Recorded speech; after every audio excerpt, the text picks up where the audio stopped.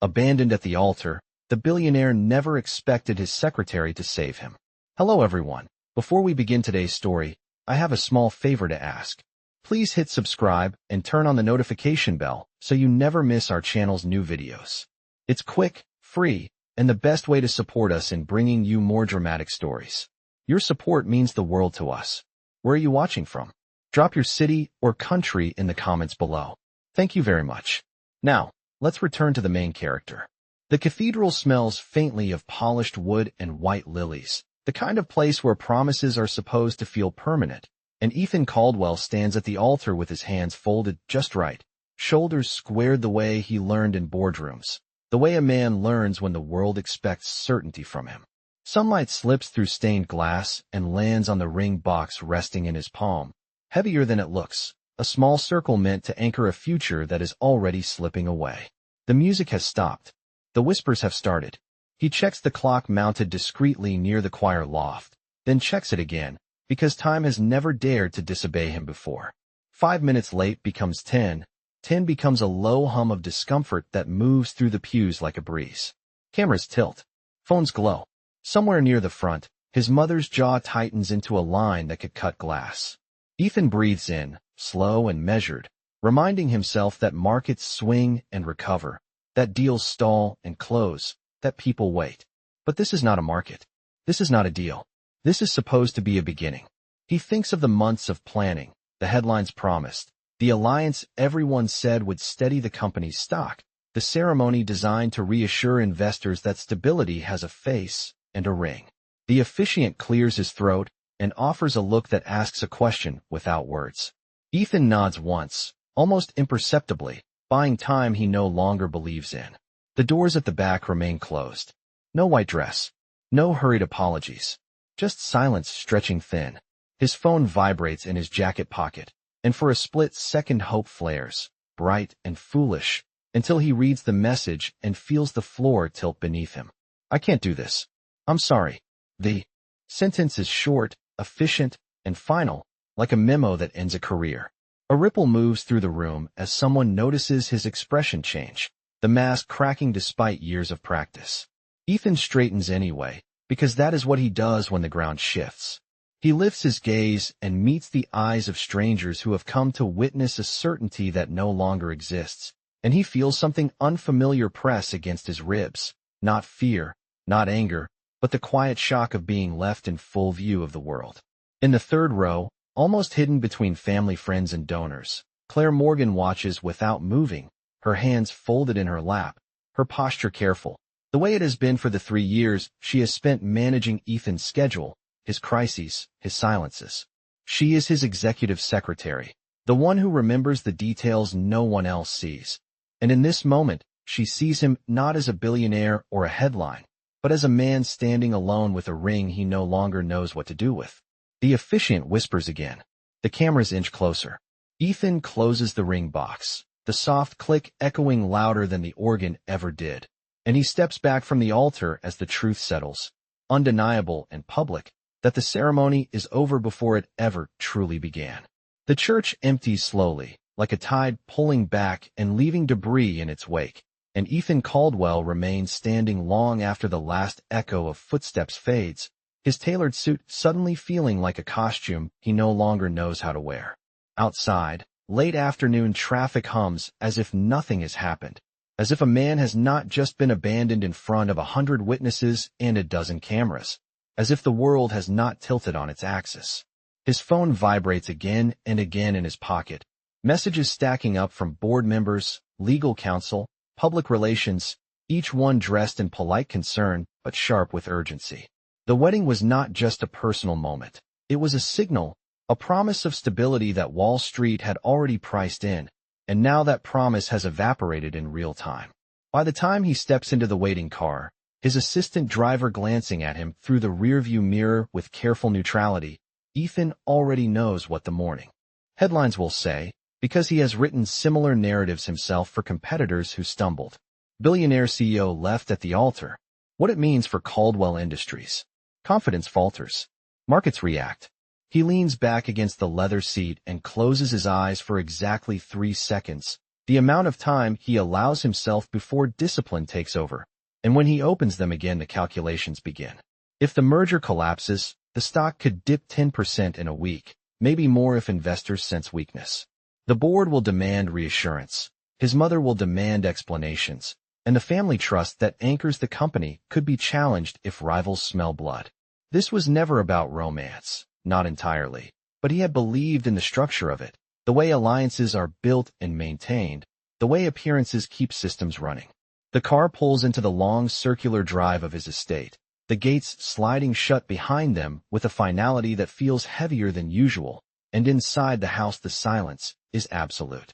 No flowers waiting, no congratulations, just space and the faint echo of his own footsteps. In the study, Ethan loosens his tie and places the ring box on the desk, staring at it as if it might explain itself, as if the small, perfect circle inside could justify the chaos now unfolding. He reaches for his laptop and scans the first wave of market alerts, his jaw tightening as numbers flicker red, because even a hint of instability is enough to send confidence sliding. Down the hall, Claire Morgan pauses outside the doorway, files clutched to her chest, having followed him home not because she was asked to, but because habit and responsibility have guided her here for years. She knows his routines, the way he retreats inward when pressure mounts, the way he will try to shoulder this alone, and she also knows the less visible costs, the human ones that do not show up on balance sheets. From where she stands, she can see the ring box on the desk, the untouched glass of water beside it, and the tension in his shoulders that no headline will ever mention.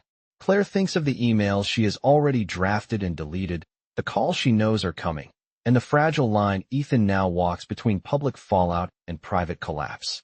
She understands the stakes clearly, not just the billions tied up in contracts and reputation, but the man who has built his entire identity on control suddenly confronted with a moment he could not manage, and as she turns away quietly, giving him space while already planning the next steps, one truth settles in her chest with unexpected weight. If no one intervenes, this will not end at the altar. This is only the beginning of what Ethan Caldwell stands to lose. Morning arrives without softness, gray light stretching across the estate as Ethan Caldwell sits at the long kitchen counter untouched by breakfast, scrolling through overnight reports that confirm what he already knew would happen. The stock opening down 6%, analysts circling like birds, commentators dissecting his personal life as if it were a quarterly report. He listens to none of the television murmurs playing silently in the background, his attention fixed on the patterns behind the numbers, because patterns can be controlled. He showers, dresses, and steps into his office before 8, earlier than usual, because routine is the only thing that still answers him. Claire Morgan arrives 10 minutes later, as she always does, carrying a tablet and a folder she prepared at midnight, her expression calm in a way that is practiced but not false. She gives him the facts without drama, because that is what he expects from her, explaining how the board has called an emergency meeting, how one director has already suggested postponing the merger indefinitely, how a rival fund has begun quietly buying shares. Ethan nods, absorbing each detail, but his gaze keeps drifting to the window, to the city stretching below, because control feels thinner today. When Claire finishes, silence settles between them, heavier than any briefing, and for the first time since the ceremony he speaks without rehearsing. He says he needs time, not for mourning, but for strategy, because if perception hardens, reality will follow. Claire watches him closely, noticing the subtle tells no one else ever sees, the way his fingers tap twice against the marble when he is cornered, the way his voice lowers when he is calculating risk. She hesitates, then speaks carefully, suggesting temporary measures, a public appearance, reassurance, something that signals continuity.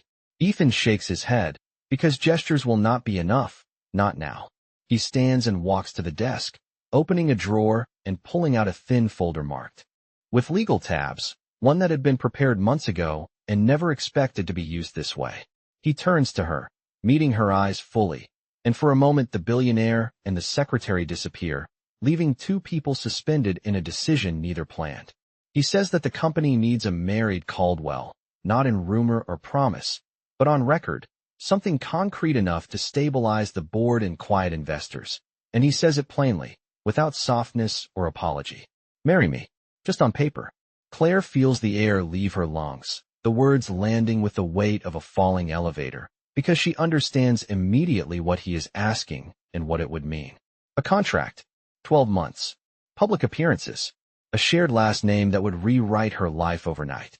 He explains the terms with clinical precision, because that is how he survives, listing boundaries, confidentiality, compensation, the understanding that there will be no expectations beyond what is required. He does not look at her while he speaks, as if eye contact might turn calculation into something else. Claire listens, her mind racing through consequences she never imagined having to weigh, thinking of her small apartment, her mother's mounting medical bills, the job security she has always maintained by staying invisible. She also thinks of the man standing in front of her, exposed in a way no headline will ever capture, asking for help in the only language he knows. When he finishes, the room is silent again, and Ethan finally looks up, prepared for refusal, prepared to pivot, prepared to lose this too. Claire does not answer right away. She asks for the contract, flipping through pages dense with clauses and safeguards, seeing how carefully he has protected himself even here. Her hands are steady, but her chest tightens, because this choice is not about ambition or romance. It is about stepping into a storm for reasons she has not yet named. She closes the folder slowly and meets his gaze, understanding that whatever she says next will change everything. And in that suspended moment between risk and resolve, the future of both their lives balances on her answer. Claire does not answer immediately, and the pause stretches long enough for Ethan to begin recalculating, already preparing alternatives that feel thinner by the second. But then she exhales slowly and says yes, not softly and not bravely, just clearly, as if clarity itself is the only thing holding her steady. The word settles between them, irrevocable, and for the first time that morning Ethan looks genuinely surprised, not because she agreed, but because she did so without conditions, without negotiation, without trying to leverage the moment. They move quickly after that, because speed is safer than reflection. Legal teams are summoned, documents revised, timelines compressed into something that can pass scrutiny, and by nightfall the agreement is finalized, signatures dry beneath careful language that defines marriage as structure rather than emotion.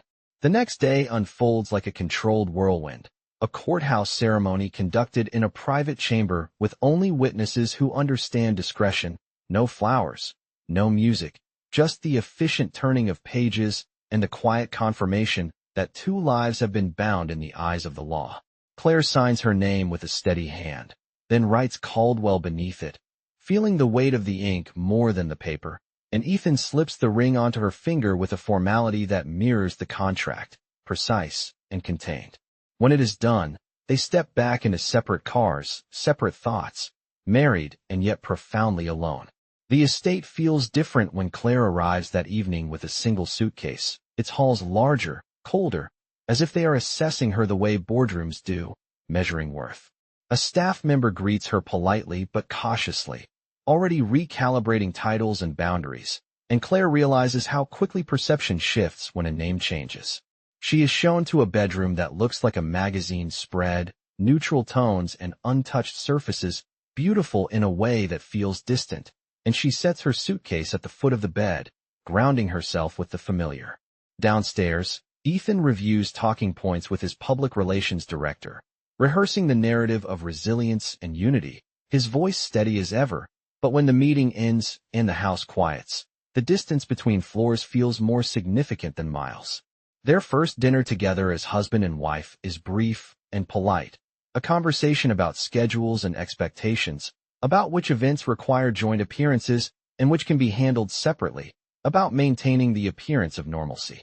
Claire listens, nods, asks practical questions, because practicality is her shield, and Ethan responds with appreciation that remains carefully professional. There is no pretense of intimacy, no confusion about roles, only a mutual understanding that this arrangement has rules, and those rules will be respected. Later that night, alone again, Claire stands by the window of her new room, looking out at the city lights she has always served from a distance, feeling the strange duality of having gained everything and nothing at once. She touches the ring, its weight unfamiliar, and thinks of her mother asleep miles away, of bills that will no longer arrive with the same dread, of the man downstairs who trusts her enough to tie his future to hers, but not enough to let her close. In his study, Ethan stares at the same skyline from a different angle, the house quiet around him, the day's crisis temporarily contained, and for the first time since the altar he allows himself to acknowledge the cost.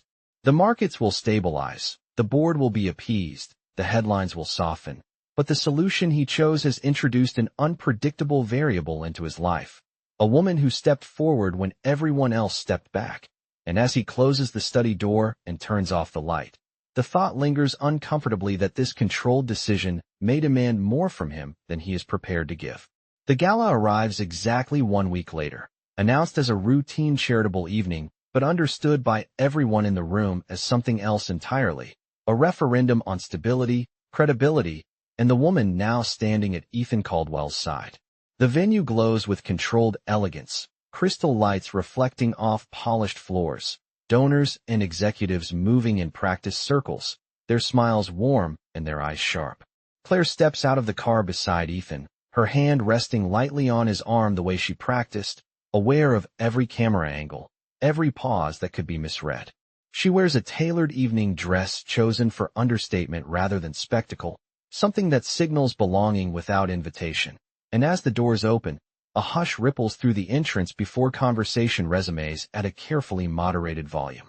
Ethan feels the shift immediately, the way rooms respond to power recalibrated, and he straightens, introducing Claire with a quiet confidence that has been missing since the altar. Inside, the questions begin without words, glances exchanged between board members, the faint lift of a brow from a rival executive, the measured smile of his mother who approaches with polite approval and unmistakable scrutiny. Claire meets each gaze with composure, listening more than she speaks, answering when spoken to with clarity and warmth that does not overreach. When a reporter angles closer than protocol allows and asks about the sudden marriage, Claire responds before Ethan can, her voice calm, steady, explaining partnership, shared values, continuity, nothing defensive, nothing excessive, and the question dissolves without friction. As the evening progresses, a small crisis surfaces, subtle but deliberate, when a donor confronts Ethan about rumored instability and threatens to withdraw support, doing so loudly enough to attract attention. Claire steps forward, acknowledging the concern, reframing the conversation toward the foundation's mission, citing commitments already fulfilled, inviting a private discussion later, and the tension deflates, redirected with grace rather than force. Ethan watches from half a step back, surprised by the ease with which she navigates the moment, realizing she is not performing for approval but acting from understanding. The board chair approaches next, offering a measured compliment that doubles as a test, and Claire responds with insight drawn from years of proximity to decisions without credit, speaking of long-term stewardship and trust earned quietly, and the chair nods, satisfied. Throughout the night, Claire senses the weight of expectation pressing in, the unspoken challenge to prove she belongs here, and she meets it not with spectacle but with steadiness, choosing restraint where others might grasp for validation. Ethan begins to relax incrementally, the constant calculation easing as each interaction lands without damage, and for the first time since the ceremony, he feels the room turn in his favor not because of a name or a contract, but because of the woman beside him. Near the end of the evening, as applause rises for a closing address, Ethan takes the podium and thanks the guests, his tone assured, and then he does something unscripted, acknowledging Claire publicly for her support and partnership, his words simple and sincere. The applause that follows is genuine, not obligatory, and Claire feels a warmth she does not immediately recognize, not triumph, not relief, but the quiet validation of having stepped into a storm and held her ground. Later, as they leave the venue and the doors close behind them, the city air cool against their faces, Ethan turns to her and says thank you, not as a gesture, but as recognition, and Claire understands that tonight was more than an appearance. It was a turning point, one that has shifted the balance between them in ways neither of them fully anticipated.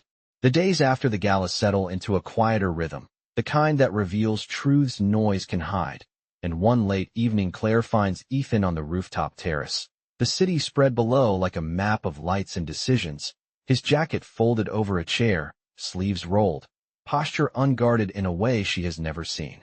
The air is cool, a steady breeze carrying the distant sound of traffic, and for a moment she considers turning back, preserving the careful distance that has kept everything orderly, but he looks up and nods, inviting without words.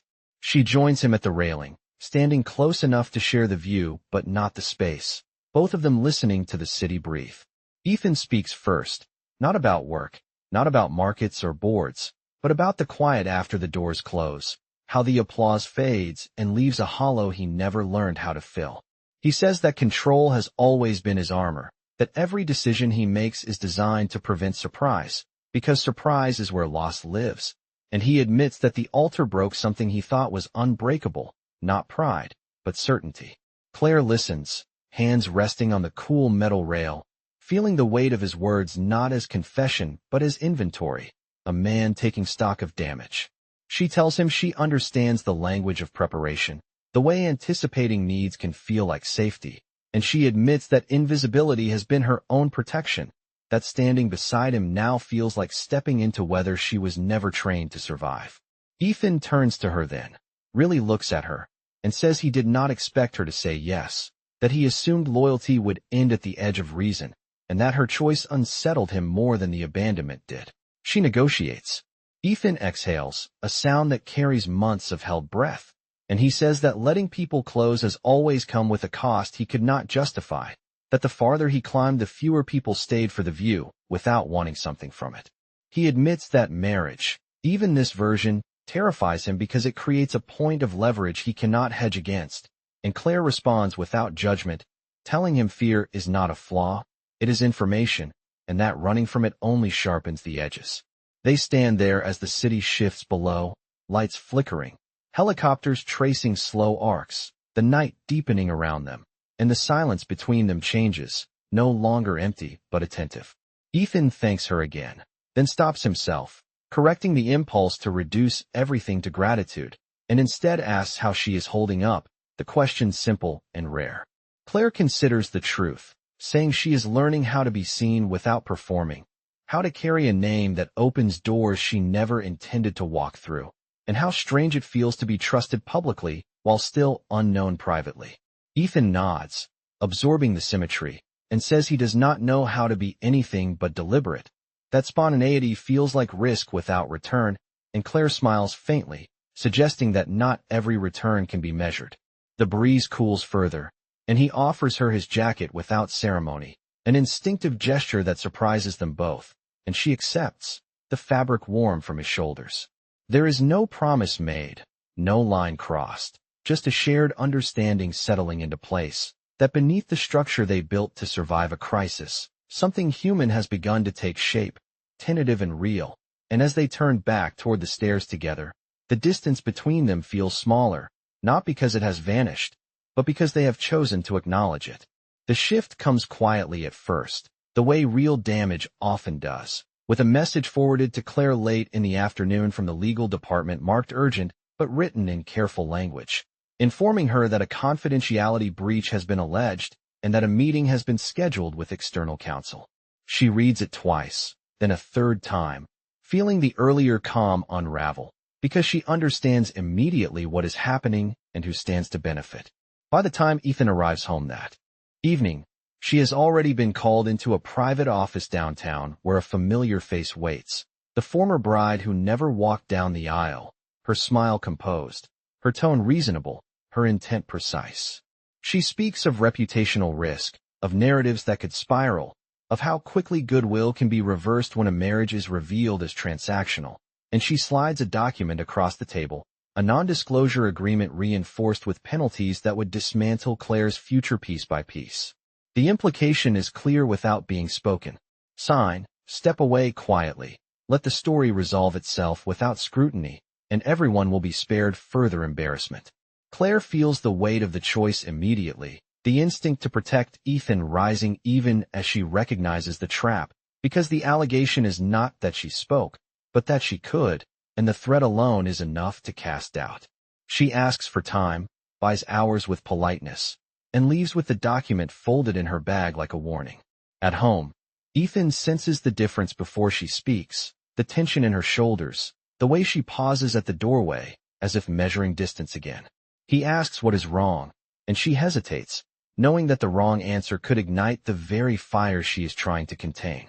Before she can decide, his phone rings, and he steps away to take a call from his counsel. The conversation brief and clipped, ending with a look that suggests confirmation of his worst assumptions. When he returns, his expression is guarded, and he asks her directly whether she has spoken to anyone about the nature of their marriage. The question lands harder than any accusation, because it exposes the fault line between trust earned and trust tested. Claire tells him the truth as carefully as she can, explaining the meeting, the document, the pressure being applied, and the need to protect him from a narrative that could spiral beyond control. Ethan listens without interruption, but the distance returns to his posture, the old armor sliding back into place, and he says that discretion was a condition, that even the appearance of vulnerability can be weaponized, and that he cannot afford uncertainty now. The words are measured, not cruel, but they cut because they imply doubt. Claire feels the sting, realizing that in trying to shield him, she has become a liability in his calculations, and she understands how quickly affection can be eclipsed by fear. That night, she reviews the agreement alone, reading each clause until the language blurs, weighing the consequences of signing against the damage of refusing, and she makes a decision that feels both inevitable and devastating. The next morning, before Ethan leaves for the office, she tells him she has been advised to step back temporarily, to create distance until the allegations lose momentum, framing it as strategy rather than retreat. He nods, accepting the logic even as disappointment tightens his jaw, and he does not ask her to stay. By evening, she has packed her suitcase again, leaving the room that never felt like hers with quiet efficiency, signing the agreement with a steady hand that hides the cost. As she walks out of the estate, the gates closing behind her with familiar finality, Claire understands that the test they were not prepared for has arrived, not in public scrutiny, but in private doubt. And somewhere between protection and self-erasure, she has chosen a path that may save Ethan Caldwell while erasing herself from his life entirely. The fallout does not arrive as a headline, but as a hollow quiet that follows Claire's departure, and Ethan feels it most acutely in the gaps she used to fill, the meetings that start on time but lack context, the emails that move efficiently without foresight, the house that echoes with absence rather than calm. At the office, momentum returns on paper, the stock stabilizing, analysts softening their tone, but something remains unresolved, a tension he cannot quantify. During a scheduled board session, external counsel presents a summary of the alleged breach, speaking in neutral terms about risk mitigation and non-disclosure, and as the language scrolls across the screen, Ethan notices a detail that does not fit, a timeline that implies premeditation rather than reaction. He asks for clarification, then documentation, then pauses the meeting entirely, requesting a closed session. When the documents are produced, the pattern sharpens, revealing coordinated pressure applied before any leak occurred, a narrative engineered to force silence rather than respond to it. The realization lands with clarity and shame, that he accepted distance as strategy because it aligned with fear, and in doing so he allowed manipulation to masquerade as protection.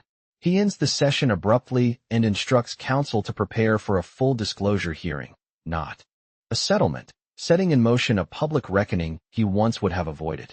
By evening, word spreads quickly through corridors of influence that the Caldwell board will address the allegations openly, and reporters gather, sensing a turn.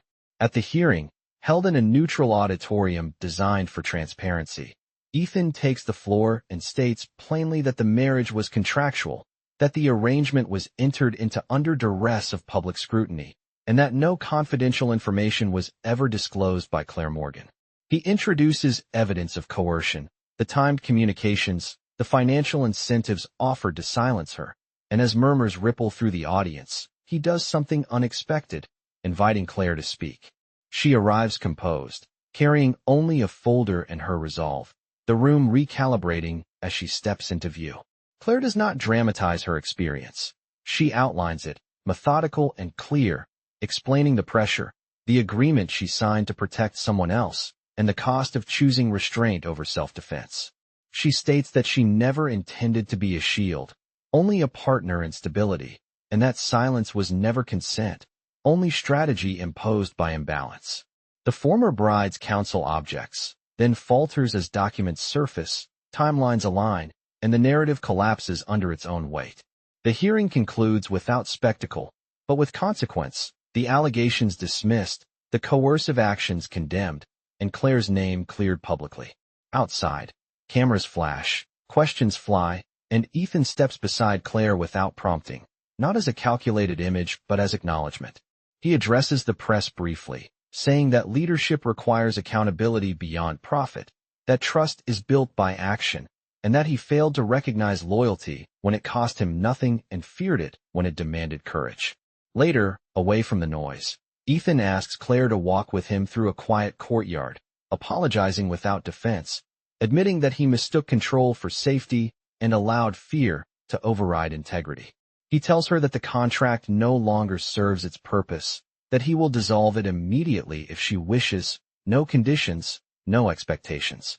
Claire listens, weighing the sincerity not by words but by the risk he has chosen to take, and she says she did not stand publicly to reclaim a title or a role, but to reclaim herself. Ethan nods, understanding that redemption is not an argument but a commitment, and as they leave the courtyard together, the distance between them shifts again, not erased by declarations, but bridged by action finally aligned with truth. The days that follow are quieter, not empty but intentional, as if both of them understand that what comes after truth requires space to settle, and Ethan begins by doing what he promised, dissolving the contract without ceremony, the legal language reversed with the same precision it was written, leaving nothing behind but choice. He hands Claire the final document in his study, not across a desk but side by side, explaining each clause as it disappears, making certain she knows she owes him nothing now, not loyalty, not presence, not forgiveness. Claire listens, feeling the unfamiliar relief of an exit that is not a retreat, and when he finishes, she closes the folder and sets it aside, acknowledging the action with a quiet thank you that carries more weight than any signature. They do not rush into togetherness. Instead, they rebuild contact through honesty, shared walks through the city where anonymity softens expectation, conversations over simple dinners where titles stay at the door, and small decisions made without cameras or counsel. Ethan learns to ask before assuming, to listen without preparing a response, and Claire learns to speak without minimizing her needs, both discovering how effort feels when it is not transactional. One evening, weeks later, Ethan invites Claire back to the rooftop terrace where their honesty first found air, the city lit differently now, familiar rather than imposing, and he tells her he has spent his life confusing permanence with control, believing that certainty could be manufactured if the structure was strong enough. He admits that the altar taught him something brutal and necessary, that commitment chosen for optics collapses under pressure, while commitment chosen freely endures it. Claire stands beside him, the breeze lifting her hair, recognizing the difference between apology and change, and she tells him she will not return to a version of herself that disappears to make room for others. That partnership, if it exists between them, must be built on visibility and respect. Ethan nods, accepting the terms not as conditions but as principles, and then he reaches into his pocket and removes the ring he once closed in silence, holding it openly, not kneeling, not performing, simply offering. He tells her that he does not want a shield or a solution, that he wants a life that includes her because she chooses it, not because it steadies markets or reassures boards, and he asks if she would consider starting again without contracts, without narratives, just intention. Claire takes a long breath, measuring the moment not by its symmetry but by its sincerity, and she says yes, not because the past has been erased, but because it has been honored. Their wedding, months later, is small by design, held in a quiet garden with close friends and family. No press releases, no strategic timing, just vows spoken plainly, witnessed by those who matter. There are no speeches about legacy or influence, only gratitude and laughter, the kind that comes from relief rather than triumph. Ethan looks at Claire as she walks toward him and sees not a role fulfilled but a presence chosen, and Claire meets his gaze knowing she is not saving him, nor is he rescuing her, but that together they have learned how to stand without armor. As the evening settles and the lights dim softly around them, the city beyond the garden continues its restless motion, unaware of the shift that has occurred not in headlines, but in two lives aligned by choice, proving that leadership begins with integrity, love begins with truth, and the strongest commitments are the ones no contract can contain.